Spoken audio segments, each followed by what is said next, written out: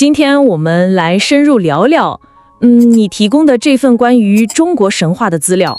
对，特别是里面两个大家肯定都非常熟悉的故事，一个是女娲造人，还有一个就是牛郎织女。是的，这两个故事啊，真的是可以说是穿越了千年，但魅力一点没减。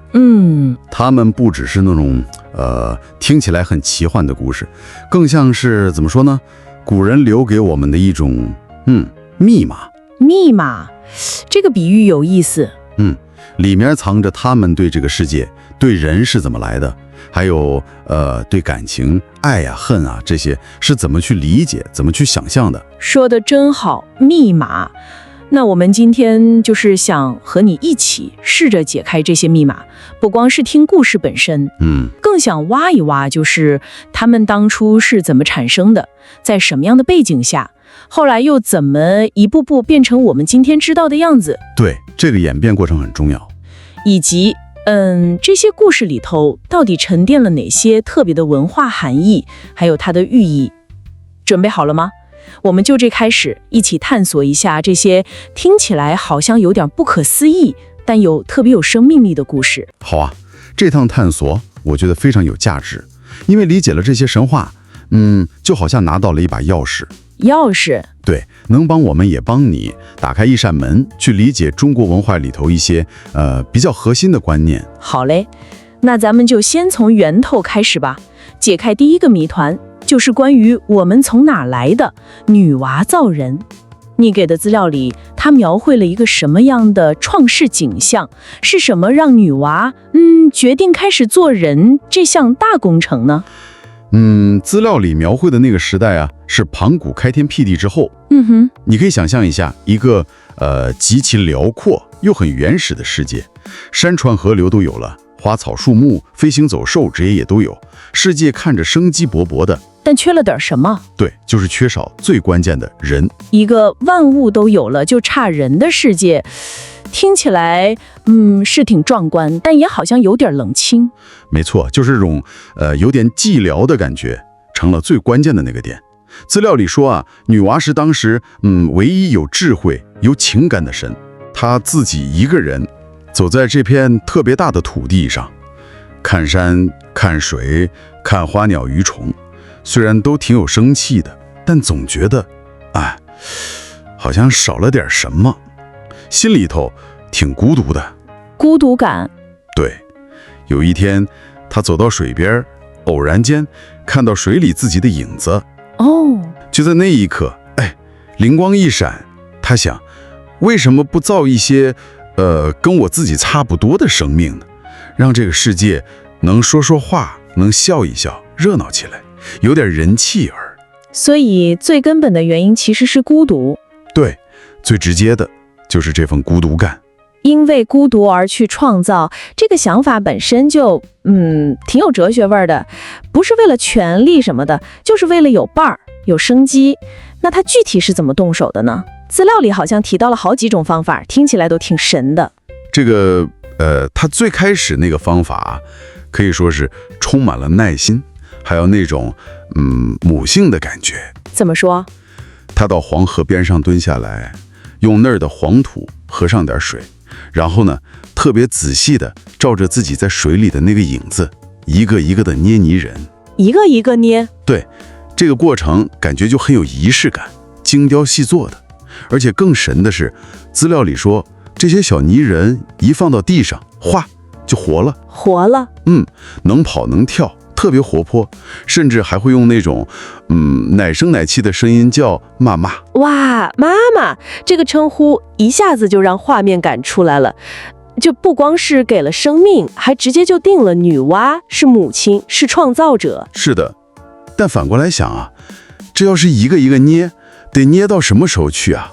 这效率是不是有点太慢了点儿？没错，你说的对，这个纯手工定制啊，虽然感情足，但效率确实跟不上。女娲自己肯定也发现了。那怎么办呢？为了让大地上快点布满人嘛，她就展现了她的智慧了，想了个更快的办法，有点像批量生产。批量生产怎么个生产法？她找来一根藤条，挺结实的那种，把它伸在泥潭里，使劲搅和，让藤条沾满了泥浆。然后他就挥起这个藤条，用力往周围这么一甩，甩出去。对，那些甩出去的泥点子呀，飞得到处都是，落在地上，一落地也全都变成了活生生的人。哇，从精雕细琢到大笔挥洒，这个转变也太有画面感了，感觉像从医生家变成了工程师。是有点这个意思。这种对比本身就挺有意思的。资料里好像还零零星星提到了其他一些造人的说法。对，是的。除了这两种最主要的就是流传最广的说法之外呢，不同地方或者不同版本的传说里还有一些小的差别和补充。比如说，有的说女娲把捏好的泥人放在那种暖和的树洞里，好像孵蛋一样，等到它们成熟。还有呢？还有的说用大荷叶把泥团包起来，甚至有些故事里还提到传递生命是靠着像送子鹤，我看资料原文写的是送子鹤，我们猜可能就是这个意思啊。送子鹤有可能，对，或者是用那个代表缘分的红线什么的，各种各样的说法都有。这恰恰说明古人解释自己从哪儿来的时候，那个想象力真是又丰富又自由，真的是像万花筒一样。那好，我们把这些特别生动的情节放一边，往深里看一看，这些不同的造人方法，还有整个女娲造人的神话，它到底藏着哪些值得我们好好琢磨的寓意呢？这里头真正有味道的地方在于它那个象征意义是很多层的。首先最直接的，这肯定是古人面对那个终极问题，我们是谁，从哪儿来，给出的一个答案，一个充满想象力的答案。对，一个很有诗意的答案。他用一个创世神话，算是安放了人对自己来源的那种好奇心和追问。给自己的存在找了个根儿。对。其次呢，非常重要的一点就是这个创世主角是一位女性大神，女娲是女神。对，这在全世界其他地方的早期神话里其实并不算特别普遍。它特别鲜明地体现了咱们远古社会对女性生殖能力，对那种母性的力量是有一种崇拜和敬畏在里面的。生命的诞生归功于一位女神。对，这个视角就能说明一些问题了。把创世的力量赋予母性，这确实挺不一样的。再有，你看神话里特别强调用的材料黄土。对，这个绝对不是随便选的。黄土那是咱们中国北方最主要的土，是吧？它孕育了华夏最早的农耕文明。把人的起源跟黄土连在一起，这深刻地反映了咱们老祖先对脚下这片土地的那种依赖感、归属感，还有认同感。我们是黄土地的子孙。没错，这个观念可以说是深深地刻在文化基因里了。所以黄土不光是材料，更像是个文化符号了，把人和土地的关系给点出来了。对，最后呢，这个神话趋势也在歌颂女娲本身代表的那种精神。什么样的精神？无私的创造，博大的爱，还有解决问题的智慧。你看，她从慢到快那个方法的转变，体现了智慧和变通。对。这种不为自己，而是孕育万物的精神，其实也在一点点的影响着咱们中华文化里头，像强调包容生生不息还有追求天人合一、人与自然和谐这些核心想法。从一个孤独的神到创造出芸芸众生，从具体的黄土到生命的起源，再到对母性、土地、创造精神的赞美。这个神话看似简单，但里面的含义确实是一层套一层，特别丰富。是的，这也让人想到，你刚才也稍微提了下，其他文化里好像也有用土或者泥造人的故事，比如古希腊那个普罗米修斯。对，有这个母题。这种跨文化的相似和不同，本身就挺值得琢磨的。确实是这样，比较一下不同文化，看他们解释类似的大问题时，选了哪些象征，用了什么讲法，总能给我们带来点新启发。没错。好，感受了女娲造人的那种又宏大又温暖的感觉之后，咱把视线转到天上去，聊聊另一个同样深入人心的传说——牛郎织女这个故事的调子可就跟刚才完全不一样了，充满了爱情的甜，也有分离的苦。是的，这个故事流传的特别广，而且悲剧色彩很浓，几乎就是咱们东方文化里那种忠贞爱情的一个典典代表了。这个故事咱们真是从小听到大，七夕节更是离不开它。但它一开始就是现在这个样子吗？它的源头在哪儿？又是怎么一步一步变成这个又是星星又有人间还有天条掺合在一起的复杂故事呢？这个就更有意思了。你资料里其实梳理的挺清楚的。这个故事啊，它的源头其实比爱情这个主题本身要老得多得多。啊，那么早？对，而且最开始啊，跟爱情一点关系都没有。没关系？没关系。它最早的那个样子能追溯到西周时期。那个时候人们看天上的星星嘛，就注意到银河两边有2颗特别亮的星。他们就管它们叫牵牛星和织女星。这最开始啊，就是一种对星星的观察，还有一种很朴素的星辰崇拜。星辰崇拜，就是说最开始的牛郎织女只是天上的2颗星星，他俩没啥关系，也没谈恋爱。完全正确，他们就是被起了名字的2颗星而已。你给的资料里还引了《诗经·小雅·大东》里的《诗经》呢。记得有。梯壁织女，终日栖香，环壁牵牛，不以服香。这就什么意思来着？大概意思就是说啊，你看天上那个织羽星，好像一天到晚在织布机那儿忙活，可实际上也织不出什么东西来。你看那个亮亮的牵牛星，也不能用它来拉车。这就说得很明白了。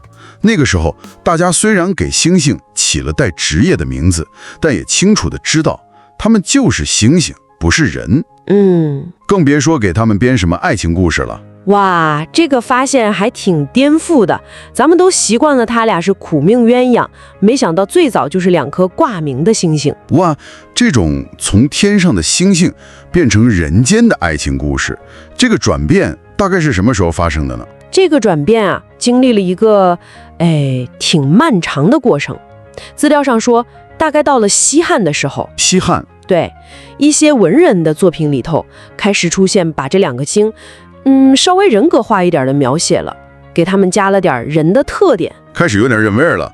对，但是真正明确说他俩是夫妻关系，这个要到东汉的时候，文献里才比较清楚的看到。从西周到东汉，这得几百年了吧？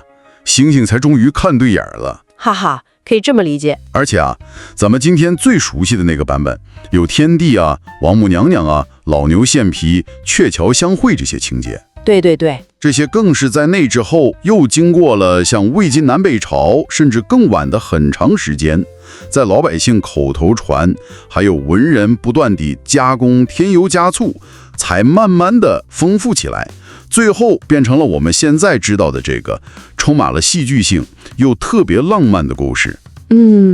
它其实是一个经过上千年大家集体创作，不断演变叠加的文化成果。原来是这样，是一个不断发展、不断被赋予新内容的过程。那好，说回到这个最后定型的故事本身，里头最打动人也最让人难过的关键情节是哪些呢？核心的情节想必你肯定很熟了。天上的织女嘛，觉得天宫生活没意思，就偷偷跑到人间来了。在这儿呢，他碰到了一个很勤劳、很善良的放牛娃，就是牛郎。2个人呢，一见钟情，很快就好上了，还自己结了婚，生了1儿1女。他们在人间过了一段，虽然穷点儿，但是特别幸福美满的男耕女织的日子。这一段开头有多甜，后面的转折就有多虐心。可不是嘛，好景不长啊。因为织女是私自下凡，还跟凡人结婚，这在天上看来是严重违反了天条天规。管着天上秩序的那个王母娘娘知道了这个事儿，那叫一个神奇啊！亲自跑到人间，二话不说就把织女给强行抓回天庭了。这就是矛盾爆发点，个人的幸福和那个死板的规矩发生了冲突。非常对。接下来就是那个让人看了特别心酸的追赶场面了。牛郎追过去了。对，家里的老牛特别有灵性，看不下去主人一家分开，临死前就跟牛郎说：“你把我的皮剥下来，做成鞋就能飞。”啊，老牛牺牲了自己。牛郎心里难受啊，但是还是照做了。穿上牛皮鞋，用扁担挑着2个孩子就飞起来追，眼看就要追上织女了。结果呢？结果王母娘娘太狠心了，拔下头上的金簪子，对着天空那么一划，哗，一下子就在他们俩中间划出了一条波涛汹涌、根本过不过去的大河。这就是银河？对，就是咱们晚上抬头看到的银河。一根簪子划出一条天河，这想象力真是太神话了，也象征着那个跨不过去的障碍。就是这个意思，这道天河就成了他们永远分开的一个象征。最后的结果呢，就是牛郎和织女只能隔着这条大河，远远地看着对方，天天想念。只有每年就是农历7月初7那一天，靠着无数喜鹊飞过来，搭成一座桥，叫鹊桥。鹊桥相会，对，他们才能在那桥上见一小会儿，说说这一年的思念和痛苦。整个故事啊，就充满了那种命运的无奈和悲伤，但同时呢，他又在歌颂那种就算是被强行分开了，也还是特别坚定，能跨越时间和空间的那种爱情。每年只能见一次，这种极致的浪漫和极致的悲剧感放在一起，确实很打动人。那我们要是把这个故事放到一个更大的文化背景里去看，它又反映了哪些更深层次的文化含义，带来了什么影响呢？这个故事的文化意义也是好几个层面的。首先，从社会生活这个角度看，它特别生动地反映了咱们中国古代那个传统农耕社会的核心价值观和理想画面。理想画面就是男耕女织，自给自足，牛郎种地，织女织布，他们俩在一块过日子，本身就是对这种最理想的家庭模式的一种向往和完美的体现。有道理，可以说是把农耕文明的理想放到了神话故事里。对，其次呢，从思想感情这方面来说，这个故事特别深刻地体现了古代老百姓对于冲破束缚、追求自由恋爱和自己决定婚姻的那种美好愿望。织女敢于不顾天条，牛郎那么勇敢地去追，这里头都包含了对幸福的争取。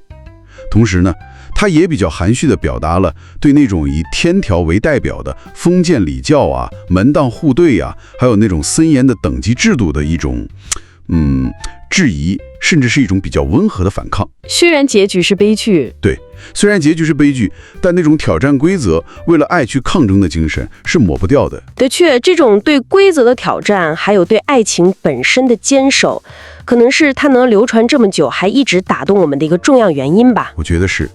第三呢，从民俗文化这个层面看，这个故事直接就催生和塑造了七夕节。七夕节，对，虽然七夕的源头可能更早，跟古代看星星、祭祀、节气什么的有关，但是牛郎织女的爱情故事毫无疑问给这个节日注入了最核心、最浪漫的灵魂。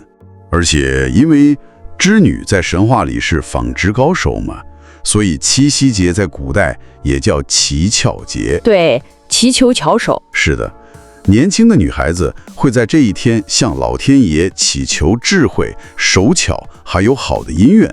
现在呢，七夕节作为一个有着特别丰富文化内涵的传统节日，也被列入了国家级的非物质文化遗产名录了。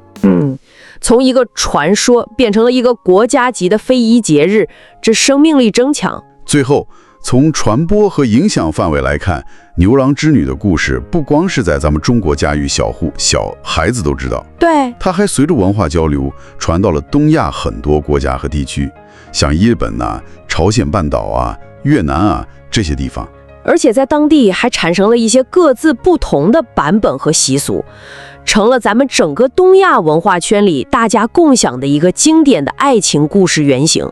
影响确实是跨地域、跨文化的。那么回到故事本身那个情感核心，对你来说是牛郎织女那种勇敢挑战天条规则的行为更让你觉得触动，还是他们那份哪怕隔着天河也断不了的一年又一年的坚守更让你感动？你可以自己静下心来想一想，感受一下哪种力量更能打动你。这是一个挺好的反思点。可能不同的人在不同的人生阶段看重的东西不一样，答案也就不一样了。是反叛的勇气更可贵，还是坚守的忠诚更动人？这本身就是故事留给我们的一个开放性的思考空间。好了，今天我们一起借着你提供的这份资料，深入的聊了女娲造人和牛郎织女这两个在中国文化里非常重的神话故事。通过梳理它们的起源、演变，还有里面的含义，我们能很清楚的看到，这些故事绝不仅仅是随便想象出来的奇幻故事。的确是这样，它们更像是咱们民族文化基因库里头一些特别重要的片段。承载着古人对于宇宙、自然、生命怎么来的那些很独特的哲学思考和诗意的解读。对，像女娲神话里对土地的那种感情，对母性创造力的那种崇敬，还有牛郎织女故事里对农耕理想的描绘，对忠贞爱情的赞美，对自由的向往，这些都构成了我们理解自己文化非常重要的方面。同时呢，这些故事也在不知不觉中塑造和传递着一些核心的价值观，比如说女娲的那种无私奉献和智慧创造，再比如牛郎织女的那种坚韧、执着和忠贞于步，这些美好的品质就通过一代代人讲故事、听故事，融入到我们的文化血脉里了。而这些故事能流传上1000年，跨越这么长的时空，到今天还能触动我们，这本身，或许就印出了一个更值得我们再往下想一想的问题。是什么问题呢？就是不光是女娲造人和牛郎织女这两个例子，放眼看看，不管是中国还是世界其他文化里，还有多少那种看起来很简单，甚至有点幼稚的神话传说、寓言或者民间故事。他们里头可能同样藏着对于世界秩序社会结构人内心深处的情感模式甚至宇宙怎么运行的那些很深刻的比喻或者很独特的解读。再进一步说，这些古老的叙事，他们是怎么在不知不觉中仍然在影响甚至在塑造我们今天的价值观念、思考方式和行为选择的呢？这确实是个让人听了会停下来想一想的问题。神话不光是过去的东西，它们可能还在一种很隐蔽但又很强大的方式活在我们的文化潜意识里，参与塑造着我们的现在和未来。正是这个意思，它们是流淌在我们血液里的文化基因，值得我们不断的去重新发现、重新解读。非常感谢你今天的聆听，希望这次咱们一起的梳理和探讨能让你对这些又古老又特别有魅力的神话故事产生一些新的认识和思考角度。也期待未来有机会，我们能再像这样一起继续探索其他有意思的话题。再见。再见。